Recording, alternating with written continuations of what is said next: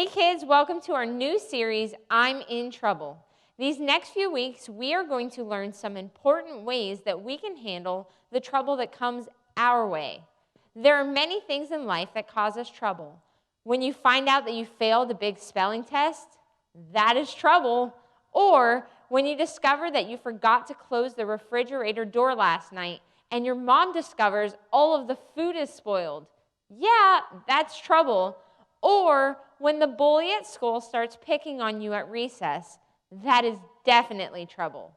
So what do you do when you are faced with a huge situation and suddenly realize, oh, I'm in trouble? Over these next few weeks, that is what we are going to learn about. But for now, let's go ahead and check out this video. Hello there, everybody. My name is Josh. I'm excited to be your host in this series called I'm in Trouble. Yeah, that's right, trouble. Now, the world is full of trouble. You done? Okay, good. Like I was saying, the world is full of trouble. Like this guy. Aww.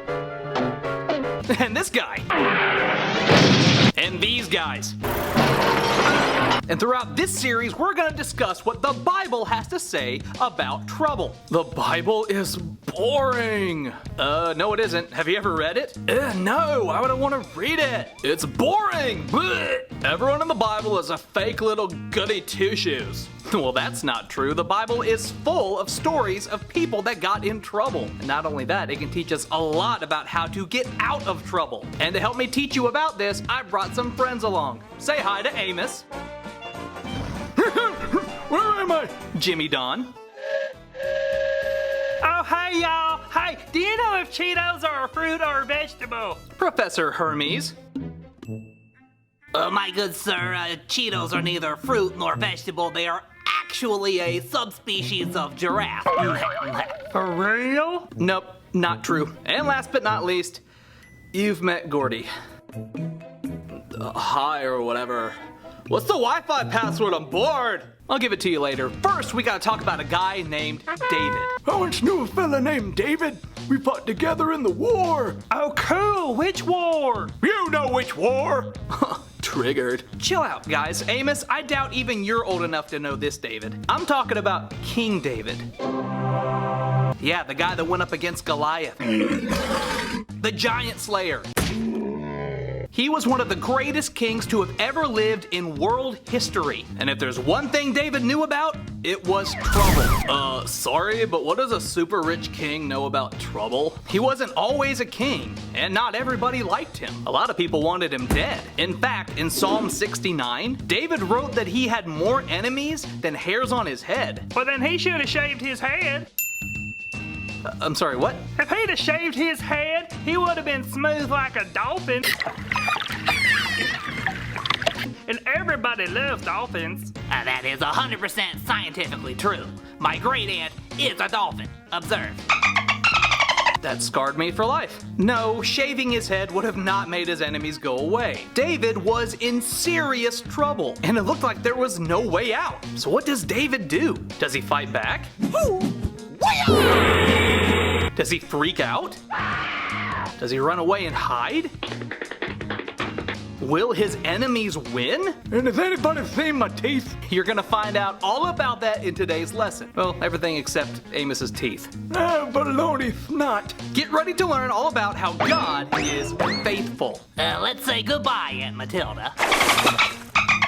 She is so majestic. Trouble is something that we can't avoid in life. But what is most important is not what happens to us, but how we respond to it. Will we let fear and worry overwhelm us? Are we going to freak out? Or will we remember that God is faithful and He will always take care of us, especially when we are in trouble? Right now, let's go ahead and find out what you gotta know. What you gotta know? What you gotta know? What you gotta know? What you gotta know?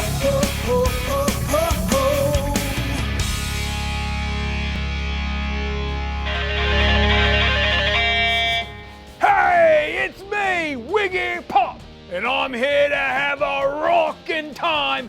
to tell you what you gotta know. I am so excited about our brand new series called I'm in Trouble. We're talking about how in times of trouble, God is faithful. So every time today somebody asks you what you gotta know, you tell them this: even on my bad days, God is faithful. That's right, God is faithful no matter what. When we call on Him for help, He hears us. Hello, God, can you hear me? Hello? He sure can, but you don't have to yell. Oop, I'm sorry. If you just pray and ask God for His help, He is always there to rescue you. God is always faithful. So every time today somebody asks you what you gotta know, you tell them this: even on my bad days, God is faithful. And that right there is what you gotta know. My name is Wiggy Pop, and I'll see you next time. Rock on! Today we are going to learn some very important lessons from a very cool guy in the Bible, King David. Wouldn't you love to be a king? You would get to be in charge of everybody. You'd be happy and comfortable almost all of the time. It's such a great thought, but not every day for a king is perfect. Not every day is worry-free, with everything going exactly right. Even kings have bad days. Even kings face trouble. King David wrote very clearly about the trouble that he was facing when he wrote Psalm 69. King David said, "I have more enemies than I have hairs on my head. Thieves and liars are out to get me." Wow, he was really in some major trouble. He must have felt lonely, almost as if he was forgotten. So how do you think King David responded to this trouble? Did he freak out and start to complain to everybody around him? Did he start to point fingers and blame everybody else for his trouble? No. King David handled his trouble the same way that we should handle our trouble. King David dealt with his feeling of being overwhelmed by getting on his knees and calling out to God for help. He remembered God's faithfulness and he asked God to come and rescue him from his trouble. He knew that God was the only person that could help him. God responded to King David and rescued him from his trouble. King David praised God for rescuing him. He was so thankful to God for being faithful and hearing when he cried out in the time of his trouble. Today we are going to learn some very important lessons from this psalm that was written by King David in his time of trouble. And God will also do the same for you. Thank you, thank you. Oh, yes, so wonderful to have you. Please hold your applause. You may be seated. Oh, thank you, so wonderful. Now, welcome back. I am the actor, and I am perhaps the greatest method actor of all time. And I'm not acting when I say that. Now, boys and girls, I do believe that you could perhaps be the greatest method actor of all. Oh, let's be serious. You'll probably never be as good as me. But anyways, I can help you out. All you need to do is learn today's power verse using method acting. Haha, today's power verse says, "Great is his faithfulness, his mercies begin afresh each morning." Lamentations 3:23. What a wonderful, fantastic power verse. Now, if there's one thing I've learned as the greatest method actor of all times, it's that the best way to memorize your lines, or the power verse in this instance, is to do it in character. So let's find out what today's character shall be. Let's see.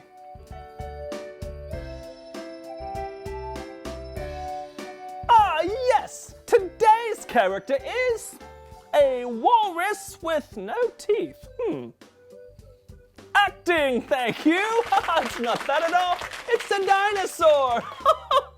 Okay, boys and girls, everyone stand up and you're going to roar like a dinosaur and a T-Rex because they have short little arms and they're quite funny to look at. So everyone, let's say it together on the count of, oh, hold on. In character, roar! on the count of 3. 1, roar. 2, roar. 3, roar. Great is his faithfulness. His mercies begin afresh each morning. Lamentations 3:23, roar. Acting, thank you. That was fantastic. I love that power verse, but I must be going. My coffee breath is getting to me. Acting, thank you. I'm the freshest breath in town. See you later, boys and girls. Exit. Stage left.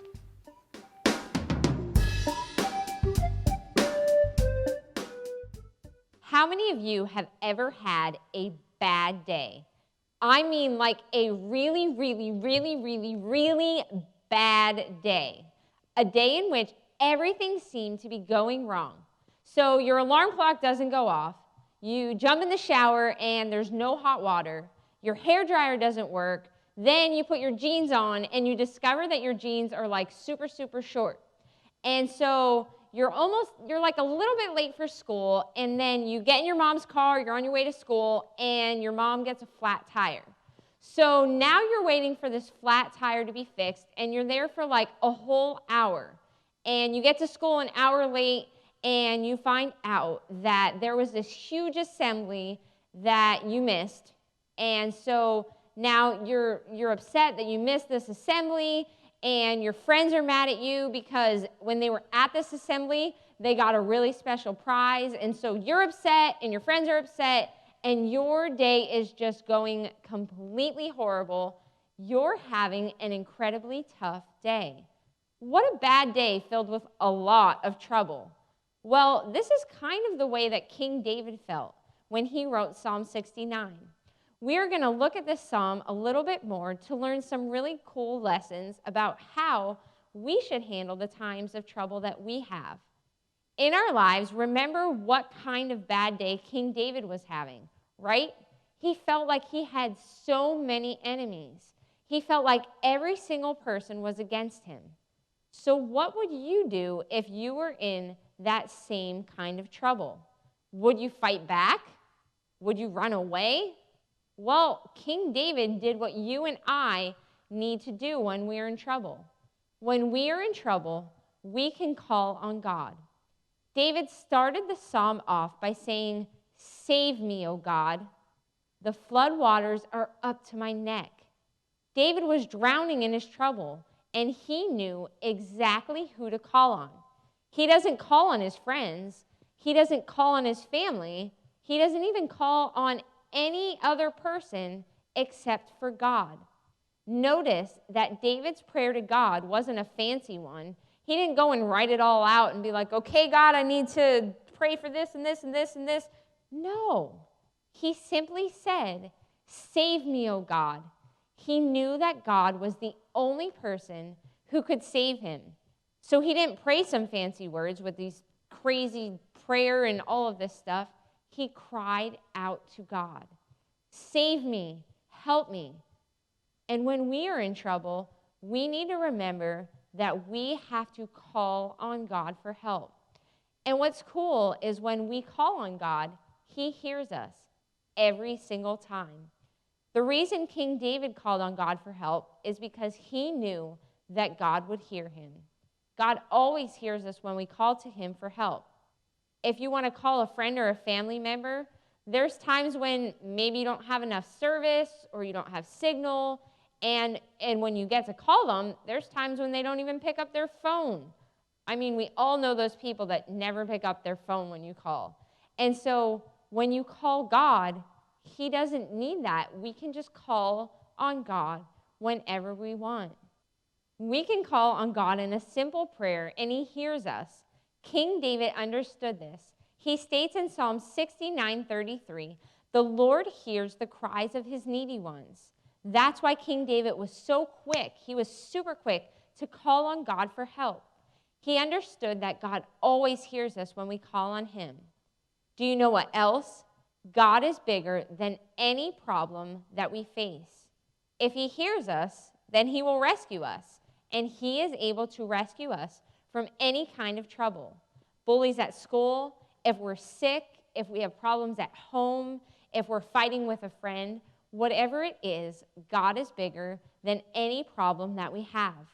King David knew this, so he got on his knees and he called on God, and God rescued him. Just like with King David, God can rescue you, he can rescue me, he can rescue all of us when we are in trouble.